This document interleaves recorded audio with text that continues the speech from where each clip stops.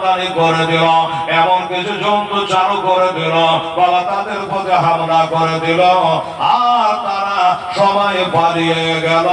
আমার নবীর বাবাকে মারতে পারল না। আবার একদিন মারার চেষ্টা করেছে, আবার মারার চেষ্টা করেছে। সেদিন ওই জঙ্গলে কেউ নাই। একটা খোদার বান্দা কোন কামে বাবা আসছে, বাবার এই মক্কা শরীফে, তার বাড়ি হলো মদিনা। ওই লোকটার নাম কি ছিল জানেন? ওই লোকটার নাম ছিল বাবা ওয়াহাব জোহরি। এটাই হলো বিবি আমেনার আব্বাজান, এটাই হলো নবী মুস্তাফার নানা। একটু পরে বাবারে শুনতে বাবার কথা শুধু খানার, তা মারার চেষ্টা করেছে। এই আব্দুল ওয়াহাব জোহরি চিন্তা করে, হারে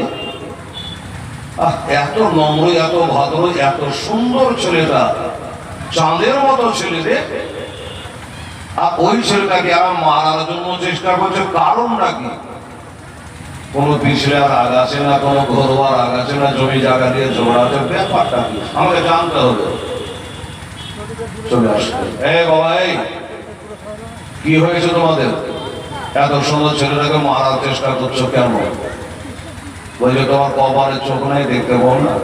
এর কপালের শেষ নবীর নূর আছে, একে যদি মারার করে দিতে পারি আমাদের ইহুদি ধর্মই থাকবে, দুনিয়াতে আর কোন ধর্ম আসবে না, শেষ নবী আসতে পারবে না। আল্লাহ পাঠাবে, তুই বন্ধ করতে পারিস? পারবে না। তো বলে বাবা শোন, মারামারি করা ভালো না।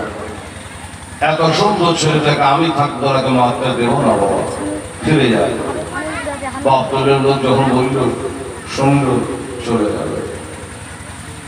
এবার বাড়ি গেছে বাবা। বাড়ি যাওয়ার পরে আবার দিয়েছে আমেনার মা। এই আমেনার আম্মা যান, মানে আমার নবীর নানিকে ডাকছে তার নানা বাবা। কি বলে ডাকছে? ওরে বিবি আমেনার মা, ও বিবি বাররা শোনো। নবীর নানির নাম হলো বিবি বাররা। কি হলো? আপনাদের এত সকালে আসার কথা নাই, মনে একটা মজার কথা শুনলি তো কাছে আই। বললো কি? বলি আমাদের 5টা নাই 10টা নাই, কত সাদের একটা বেবি, পূর্ণ যুবতী হয়েছে, 16 বছরের যুবতী আমেনা। তার যে বিবাহ দিব মনস্থ করেছিলাম, মনের মতো ছেলে পাই না, আজকে একটা মনের মতো ছেলে পেয়ে গেছিলে আমেনার মা। কোথায়?